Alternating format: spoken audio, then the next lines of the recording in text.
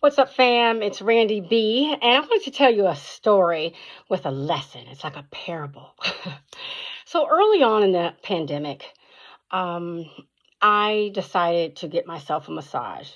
I am a germaphobe. My friends will tell you, the way people are flying now, where they're like disinfecting the entire plane. I was always that person that disinfects everything before I use them.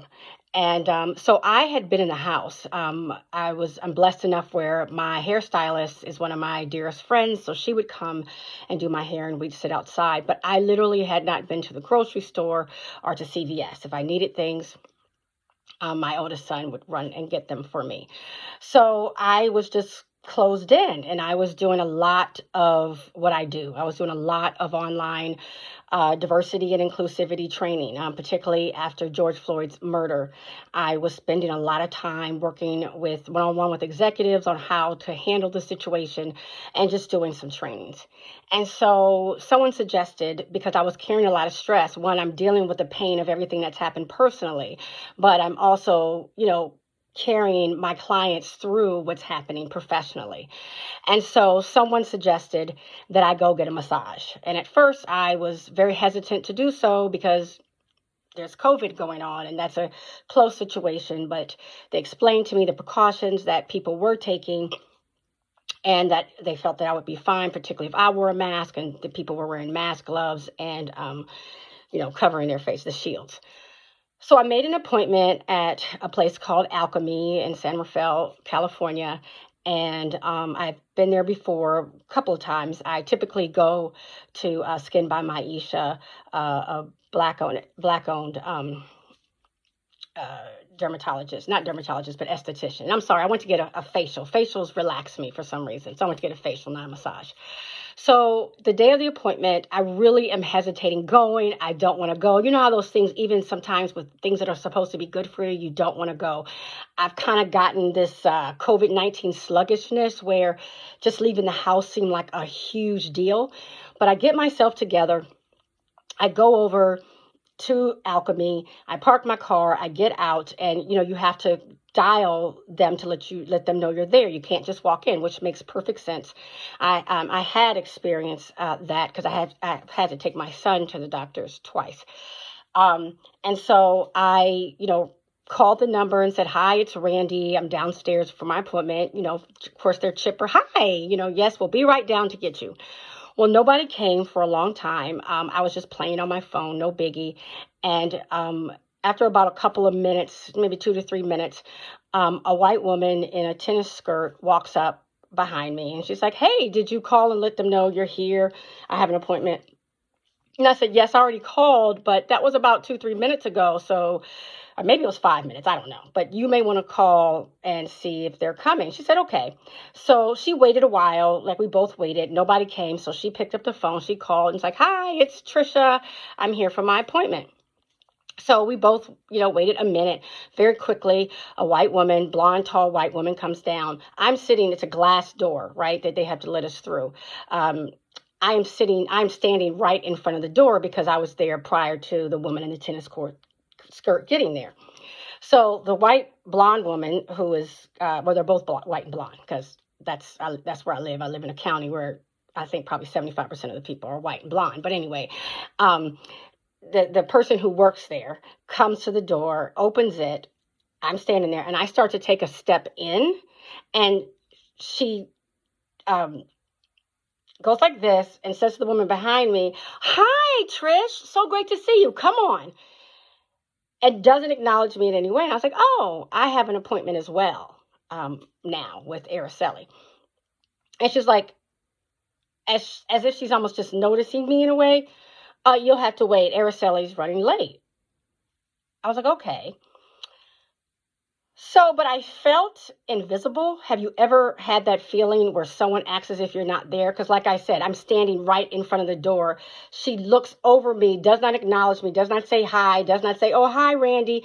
Araceli's going to be a while," and then address the other person because I'm literally right in front of her. She talks over me to Trish. So Trish walks, comes around me, walks through me, and they go upstairs.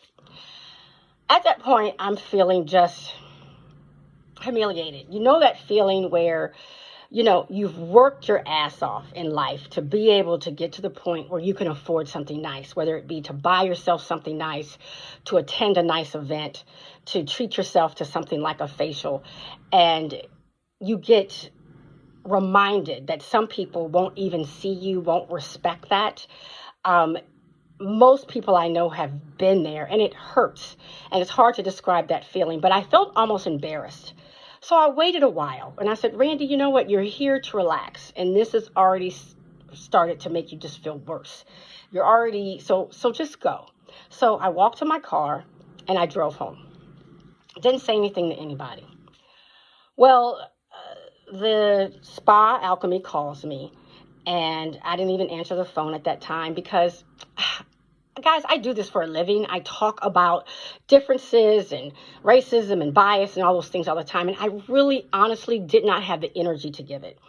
And so they called back, and I told a friend about it. She's like, you really need to tell people so they get better. And Randy, who better than you to tell them, because you'll tell them in a way that they can receive it.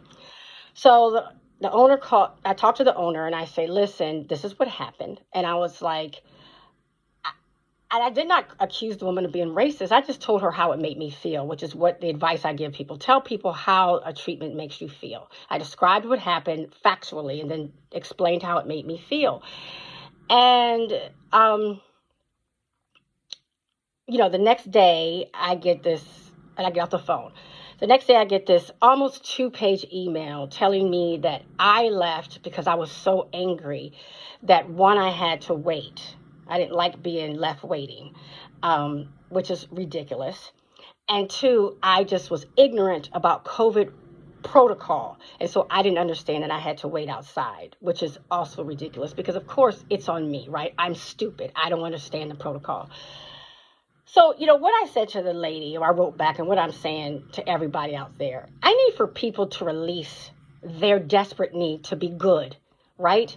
When you say someone made a mistake, it's like people need to just battle and defend themselves. I'm not racist. That couldn't have happened. That couldn't happen. And they will create just the craziest of scenarios that they would say, I probably look halfway normal, a level-headed human being, that I am so angry because I have to wait, whatever it is, 7 minutes for my facial, that I'm storming off and leaving.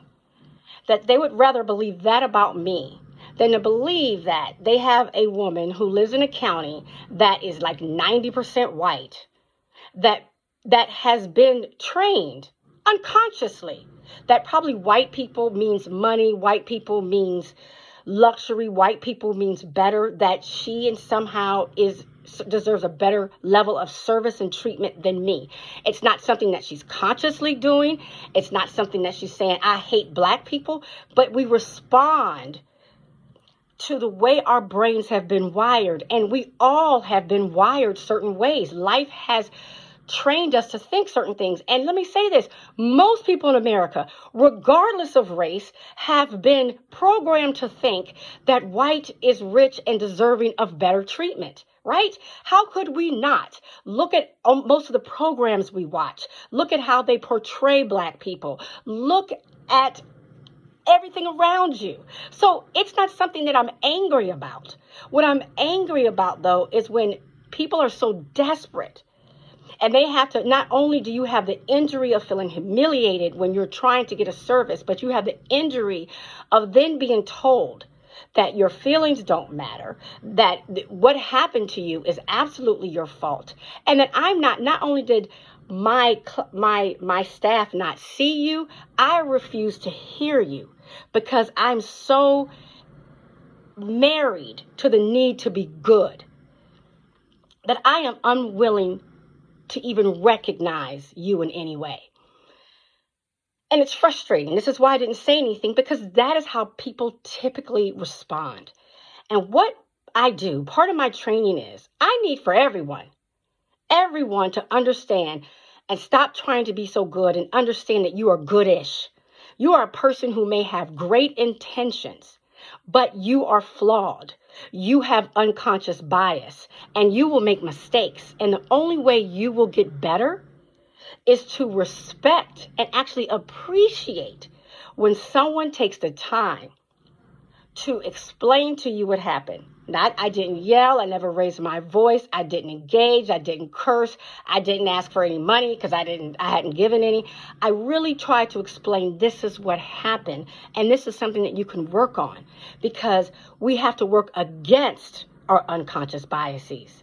Okay, we have to work against them. We have to be anti-racist, because naturally we've been programmed to be one way. And so that's my advice, guys. Be open to. I have been in this field my entire career almost. Okay, and I make mistakes all the time. I can't possibly understand everybody's culture, and I am open to people telling me, no, Randy, that was offensive. This is how you should say it or do it or see it or whatever. So just my thoughts. It's Randy B. Always time for a conversation. Check you next time.